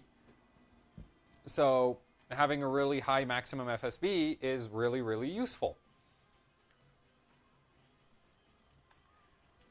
So FSB at 301 right now. Apply. 302. 302 works. 303. 303 works. 304. 304 also works. Wait. 304 does work. 305. And this is the one that... Yeah, okay, so the BIOS is just stupid and on boot up. I hate that. Okay, 306 seems to be working. I'm going to run Cinebench at like 310. Just to see if 307 works. Okay, 308 also works. Yeah. So apparently you can push pretty high FSB as long as you don't try to do it from the BIOS. 310. Yeah, 310's fine. So let's try Cinebench now just to check that it... Oh wait, that's gonna... Whatever, it's gonna take a month, but who cares. So let's run that. And I'll actually take a look at the...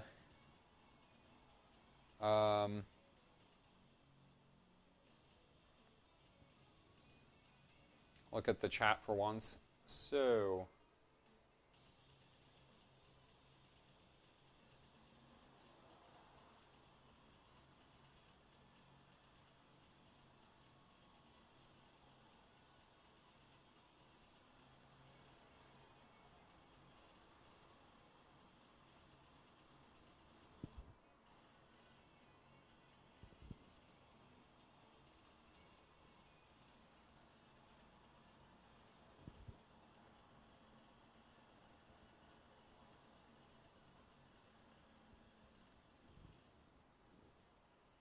Yeah, okay, so basically the BIOS sucks completely, but it looks like you can actually get some decent front FSB out of Turbo V Core, so that's nice. So actually, I now want to... Yeah, I guess I'm going to try the... Yeah, if this board goes to like 340 or something, then I guess I might do an LN2 stream with the Sempron 145 on this board, because if I remember correctly, the Gigabyte doesn't go above 330.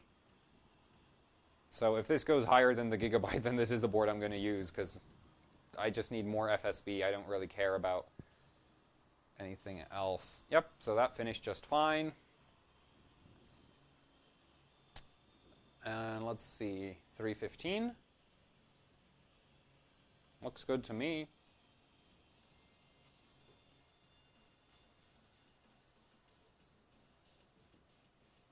You know what? I'm just going to push it up until it crashes. That's going to be the faster way here.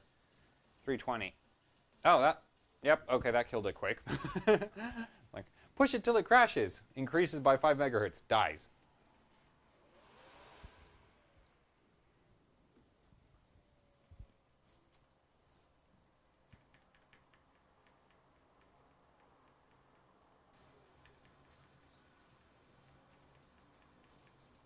If your CPU is stuck at 800 megahertz, that sounds like you have slow mode turned on. But I never managed to get slow mode working for me, so I don't really know much about slow mode.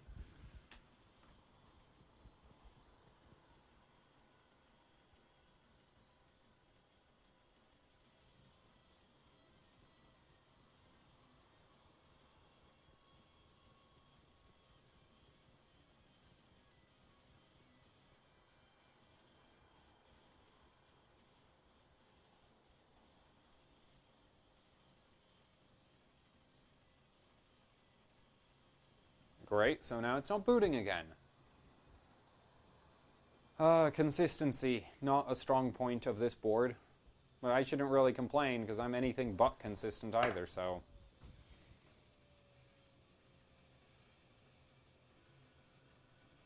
Please boot. Oh, there we go. And now it's going to tell me overclock failed. And I'm going to punch the motherboard. Not literally. So 300 doesn't work. 301 worked, you stupid motherboard.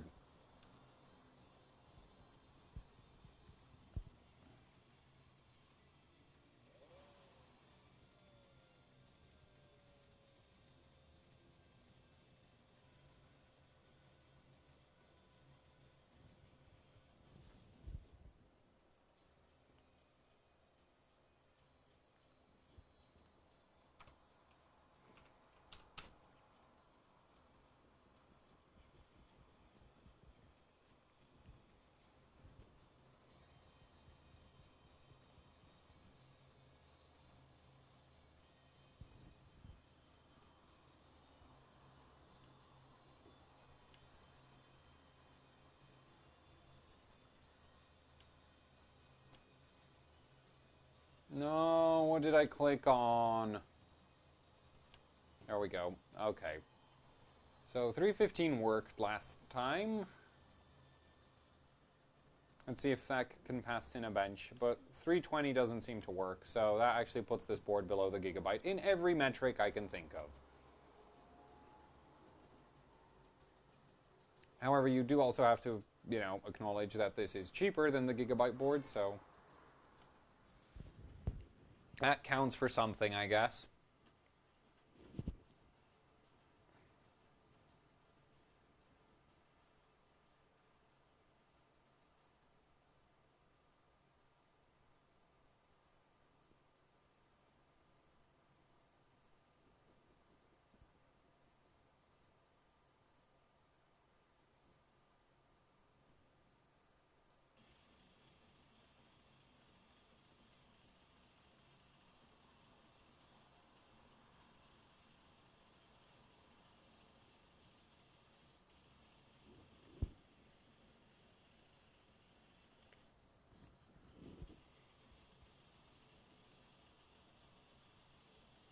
Ooh, I have one more test I should run. I should run maximum single core frequency. Just how far I can get it to boot in Windows. Which I can do with the current settings, because the current settings are for maximum FSB, so they're not really that far off. Maximum CPU. Yeah. Would be great if I knew how to use PS check, though. Ugh, need to figure that out.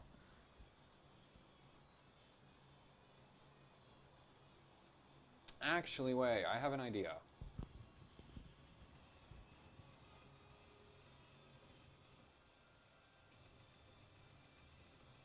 Yep, okay, so that just finished Cinebench. Let's see, will it do 317? Oh, 317 also works? Nope. Will it 318 work? 318 is bad, okay. So this goes up to 317, and that's where this board just walls out. Going above 317 would take incredible amounts of effort.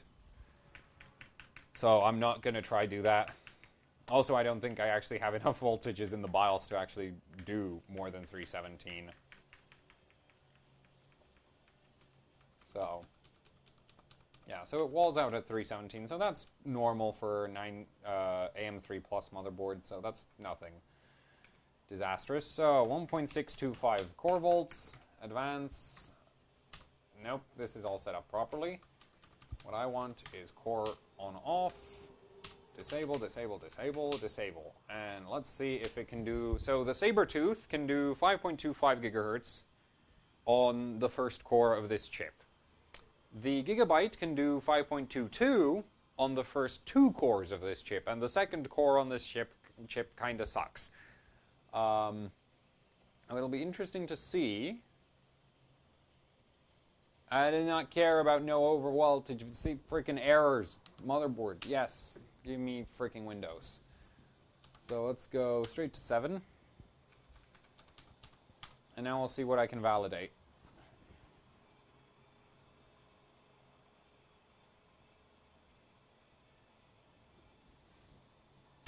So this should be able to hit 5.25 gigahertz because maximum CPU frequency on 1 core or even on 8 cores really isn't much of a motherboard quality test because it doesn't pull any power. So it does test like how clean the power is, but it doesn't really test how capable the idle power quality is always pretty good. So it's not really much of a workout. FSB is stupid high, so I'll drop that to like 200. And let's see, apply. Oh, okay, that froze it as well. Okay, wait, give me a second. I forgot one last thing in the BIOS. And then we'll do maximum frequency on 1 core.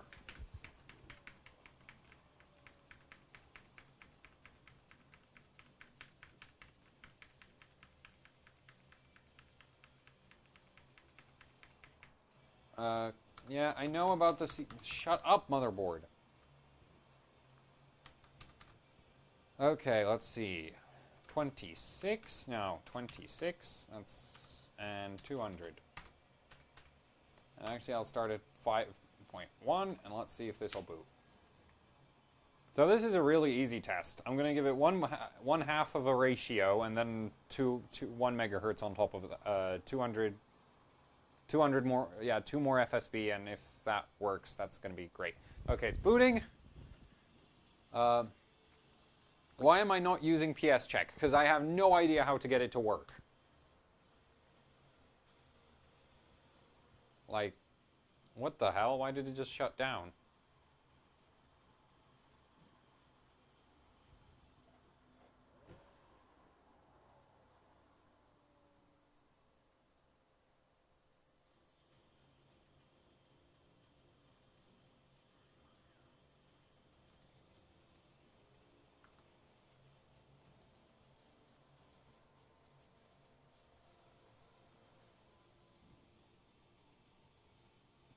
What the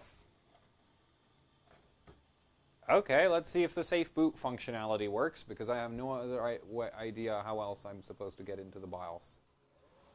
So, safe boot allows you to boot into the BIOS, retaining all of your crappy settings that just made it not work,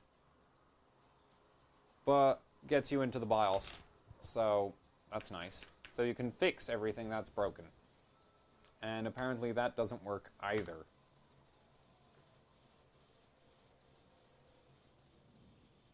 Gee, this is not going well. Come on, you stupid piece of board. Give me a boot. Those are the safe boot pins, right? I swear let's check the manual. I'm like 99%, well, not 99% sure, but pretty sure I'm not doing this wrong. I think it's just the board being stupid. So, safe boot, safe boot, safe boot. There we go. Yeah, that's safe boot. What the hell? Why am I not? Why does he keep cutting out like that? God, such a stupid motherboard. Okay, and there is no BIOS reset button. There's no BIOS reset. Okay, I'll just use the clear. This really, really sucks.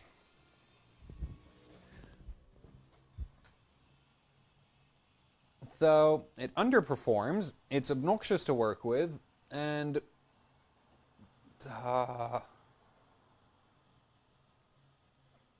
it does look good, but that's about the end of everything nice I can say about this board. Oh my.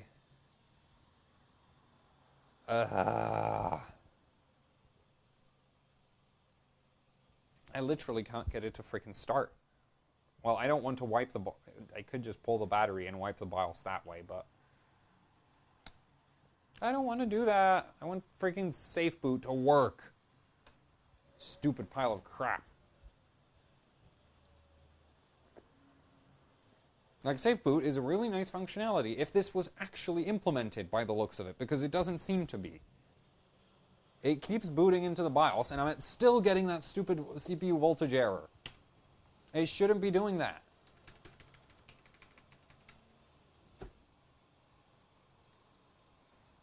Okay, I'll freaking wipe the BIOS then. And there's no header for that either, so lovely. Freaking perfect. I love this.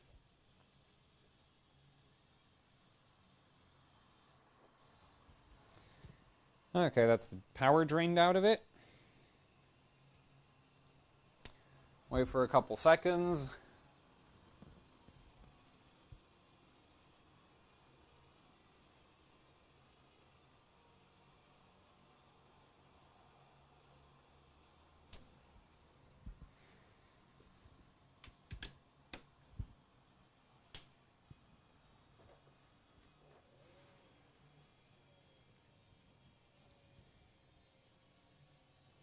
Please be wiped out at this point.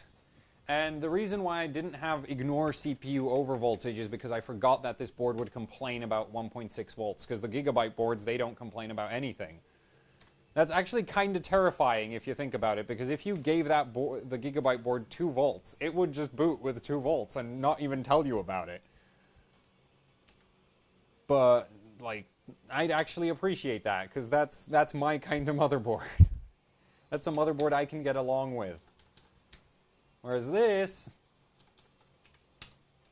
Ignore...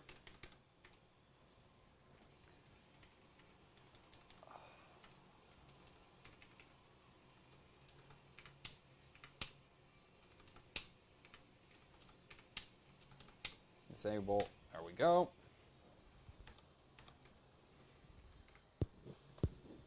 That's 25, so let's see. Can I get 5 gigahertz working?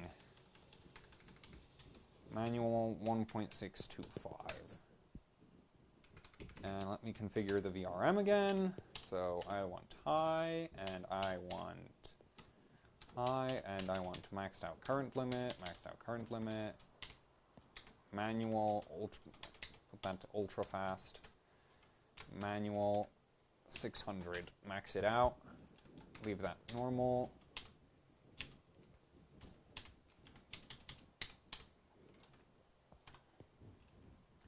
There we go, save that, and let's see if this boots. Ugh.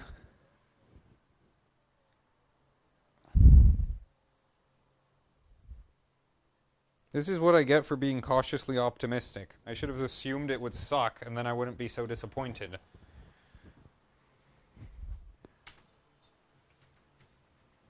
least it seems to be working now. Kinda.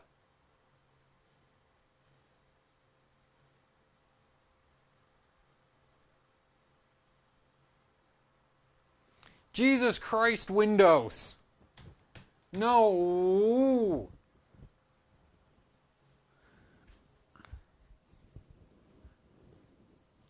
Someone kill me now. I forgot spread. Screw it. You know what? Spread spectrum isn't important enough to affect this, I hope. Like, if this doesn't succeed, if this doesn't do 5.25 immediately, I'll go back in the BIOS and fix the spreads. But let's see. Oh, we're back in the BIOS. That's at least one good thing. So now I can go fix the spread spectrums. The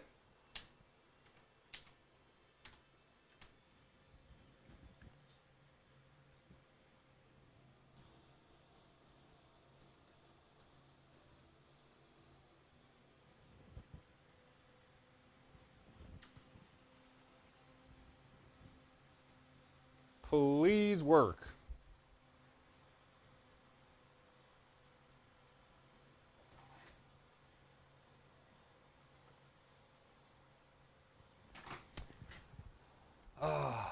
Well, this is the last test. Let's see if it succeeds or if it fails.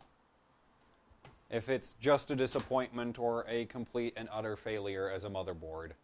Well, to be fair, there's a lot of other boards that I've used that would probably fall in that classification better.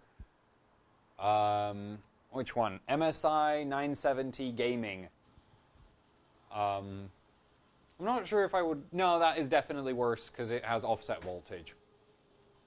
So, an offset voltage is cancer. And I'd take a weak board before I'd take a board with retarded BIOS settings. Like offset voltage. Seriously, like, whoever thought using offset as a system for any... Why is there 8 cores? I'm stupid. Okay, let me quickly go and fix that.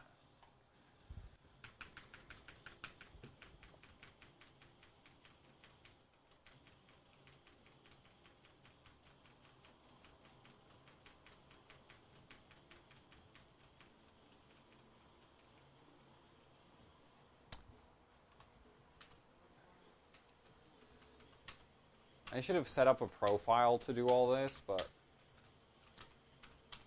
you know, a forgetful overclocker for a forgetful motherboard. Right, wrong button, that button. There we go, finally. Please do 5.25 gigahertz. I'm still gonna hate it, but at least it'll match all the other boards in terms of just raw validation capabilities.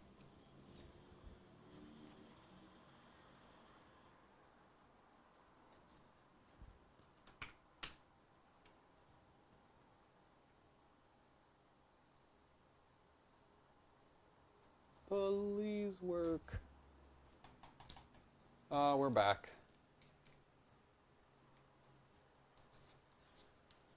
I have the worst LGA 1150 motherboard out there. Like, the worst. I have actually no, the worst of the overclocking boards. I don't have by far the worst, but worst of the overclocking boards. I have a Z87 M-Power AC, and I use it with a 4790K. That's what you call masochism. Because, like, everybody hates that board. It's literally, quite possibly, the worst Z87 motherboard ever, and I went and got it. Because I am very smart. Okay, so 5.1 gigahertz works. 5.2 gigahertz works. Let's see if it'll validate. I'll just save this to Oh, nope. Okay, it can't even do 5.2. That's pretty bad. Well, that pretty much wraps it up, because I didn't even get to the part where it starts doing encryption, and it already crashed. Oh well. I guess we'll pack up here then. I'm very sorry if you weren't amused by the stream. I certainly wasn't. I was not having fun. Yeah, the Z97 M-Power has a slightly less terrible BIOS than the Z87 M-Power. Let me quickly get this camera to sort of... There we go. For all of you who forgot how I look. So there. I've pretty much just ruined any chance of ASUS ever sending me anything ever again. So, I hope you're happy. Oh my. This is why you don't send me, like... This is probably why my career as a reviewer will be a catastrophe, because I can't just, keep my mouth shut about stuff. Because I use the freaking... I use the motherboard on a live stream. If the motherboard doesn't behave on a live stream, then it's like, what am I supposed to do about that? It's like, I can't... It's not like I can write an article and say, the motherboard's fine. I can't do that, because I have to use the board. And if the board isn't fine, then it's going to be obvious. So, yeah. And to be completely honest, I was not expecting... when I first heard about this board, that this is what I'm getting, I was like, oh, this is going to be a disaster. This is going to be really, really bad. Then I got the board, had a look at it, and at least from what's on the board, right, we have the overclocking headers, and there's no buttons, and there's no postcode, but it does have safe boot and retry, and so I was like, oh, this shouldn't be so terrible. And the VRM isn't, sure, the capacitor bank is anemic as hell, literally half the gigabytes. So, and then the gigabyte is actually less than the Sabertooth. So this is really, really small VRM. It doesn't go as high on the switching frequency either. I think if it went up to a megahertz, maybe it would be able to actually deliver decently. Maybe it would have overclocked slightly better if it had a higher maximum switching frequency. But I guess the MOSFETs wouldn't handle that. So yeah. So when I saw the board in person, I was like, oh, this doesn't look so terrible. But what can I do? So yeah. It's still not the worst 970 board ever. I've tried one other 970 chipset board. Well, two other 970 chipset boards, but one of them is a micro ATX, and micro ATX AM3 Plus boards just suck. That's just the fact. They all suck. And some of them just suck less than the other ones, and the 970M Pro 3 from ASUS sucks the least. And if I have to compare this to, say, the 970 Gaming from MSI, which is the only other 970 board I used, it's not really that bad. Because the gaming was terrible. But this is still pretty bad.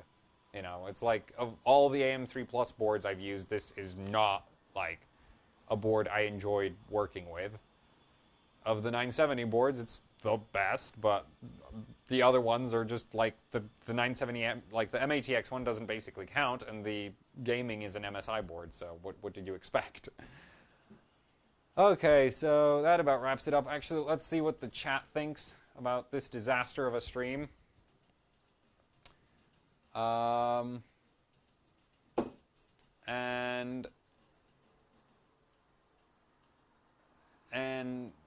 yeah, so the thing about the whole free motherboard deal is it's sort of like a trial run.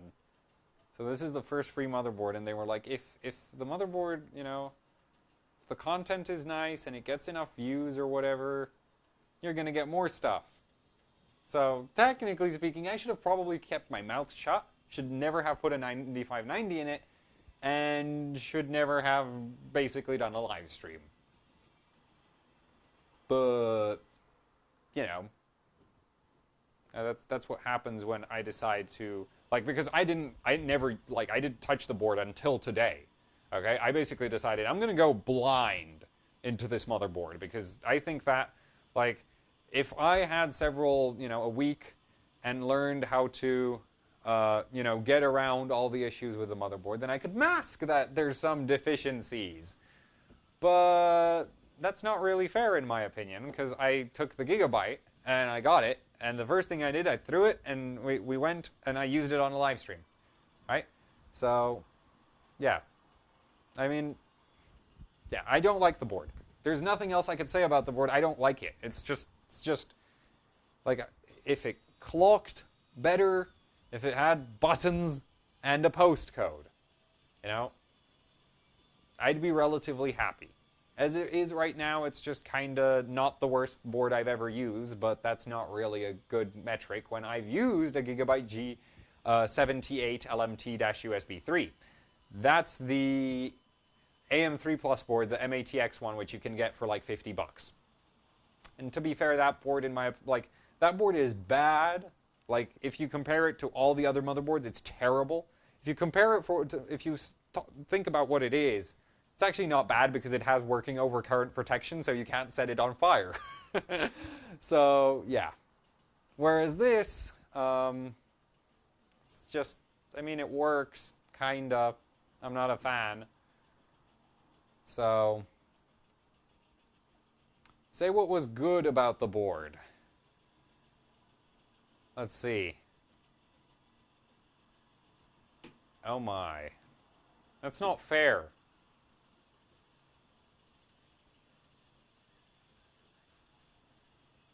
We gotta wait. I'll take care of a bot. Where's the ban button? Is that the ban button?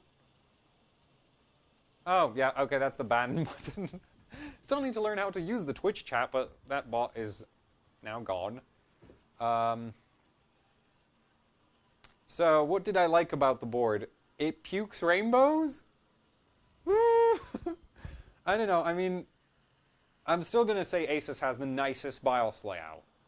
That's by far just a fact. Like, I like ASUS BIOS the most of all of the other manufacturers. They have the nicest BIOS.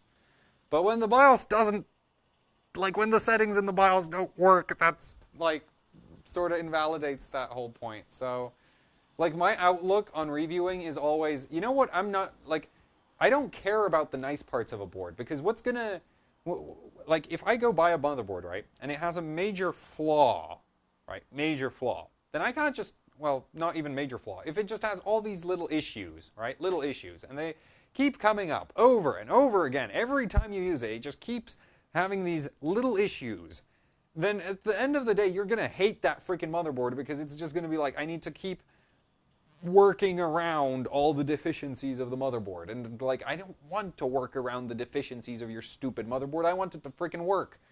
This isn't really that bad. The worst, the gaming had freaking offset voltage. The MSI gaming had offset voltage. Offset voltage is literally the worst thing ever. I'll take any board over a board with offset voltage. So, yeah. And it's probably, yeah, you can probably call it the best 970 board. It's definitely the best 970 board I used. And I did one, there's like basically one other 970 board I want to use, and that's the UD3P. And that's, yeah. And that's basically the same deal as this board, except it doesn't have RGB, and it doesn't have the overclock header at all.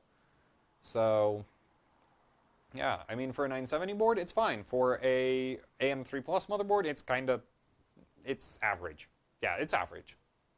Overall, it's average. For me, average isn't enough. For average people, average is fine. But, like, yeah, there's other boards that just clock better, cost quite a bit more. But, yeah. Okay, so I guess we'll wrap it up there. So, yeah, that's that for this stream. I'm still impressed by how the VRM doesn't get hot on this.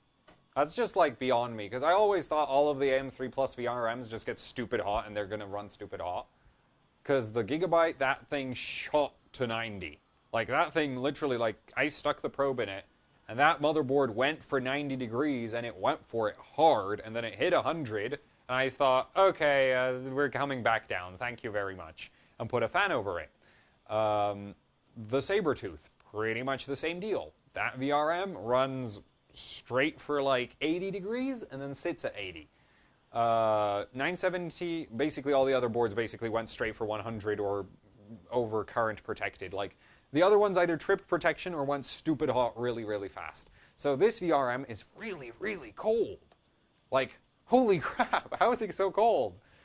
Like, I could put my hand on that heatsink while it was running Cinebench and it wasn't, like, you know, it was like slightly above body temperature. Like, you could tell it was warm, but it wasn't hot. And that's just like, that's impressive. That's really, really impressive. I really want to do an efficiency comparison between this board and my other AM3 Plus motherboard that still works. Because this VRM, like, I mean, it doesn't have any capacitors, so, you know, that capacitors eat into efficiency, so that might explain part of it. The fact that it's, you know, regulated per phase, that might explain part of it as well. But yeah, that VRM runs cold. So that's nice. The BIOS layout is nice. And if you like pretty colors, you got pretty colors. But yeah. I mean, yeah, it's an average board. But I would never ever use it anyway. So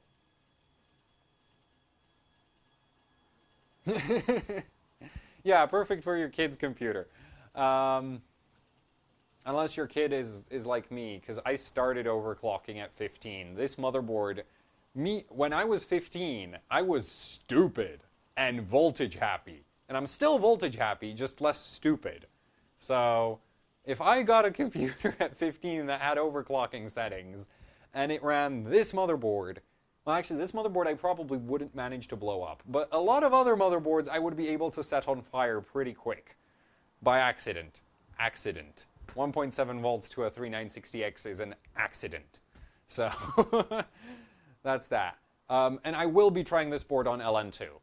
Because I already decided I'm going to do that, and I'm going to put extra capacitors on the board, and I'm going to put volt mods on the board, and I'm going to do a video on how to plasti dip your motherboard with this board, because I basically don't care about this board enough, too much. So, yeah, so there's more content I have planned with this board. It's a great 970 board. It's a terrible AM3 Plus. There. So that's that. Let's finish it here. And actually, speaking of content, I'm like this far from recording a how VRMs work that I like this far. That's actually really, really close. That's like basically the length of how long I have to do the take. So how VRMs work is coming out very, very, very soon. I want to have it out on Monday or tomorrow, whenever I manage that. Also, special announcement, I have a stream for tomorrow again. I'm streaming again tomorrow, and tomorrow's stream is going to be a complete disaster, because I'm going to be streaming off of the laptop again, because I am going to finally get rid of that. This is going to go, because this is a great test bench. I actually like this. I'm going to move this radiator back inside. I'm going to move all the fans back inside. I'm I'm going to rearrange this completely, and this is going to go from here to there, right? It's going to replace the motherboard box. And so I'm going to have basically a test bench that is ready for LN2, water cooling, you get it. It's going to be a test bench that basically I can slap whatever I want on it, and I can water cool it or air cool it or LN2 cool it really, really quick. And my personal computer is going to start living in this beautiful thing. Yeah, and this is the acrylic side panel version, because I'm personally not a fan of glass. So I'm going to go and build this on a stream tomorrow. Well, occupy this with parts tomorrow. So that's going to be nice. So that's coming up. So VRM video might actually come out on Monday for real. So, yeah.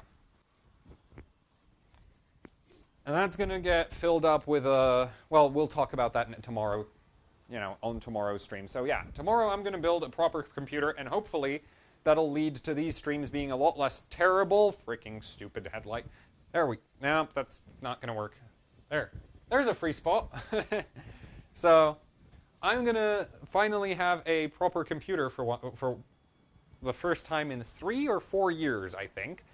And the end result of that is hopefully that I'll be able to basically start streaming on demand. It's not going to be figure out where to put the cameras, figure out where to put this, figure out how to hook this up, that, blah. I'm going to be able to just go and start streaming, because the current issue is, well, yeah, basically I'll have everything set up permanently instead of having this horrific mess that is next to my desk right now. And I'll also have more desk space, so hopefully the room will get a little less horrifically... hopefully that desk over there will get cleaned up. But I doubt that. But that's sort of the idea. So yeah, I'm finally going to get the cleaner desk. Yeah, I'm going to end up with a cleaner desk, I hope.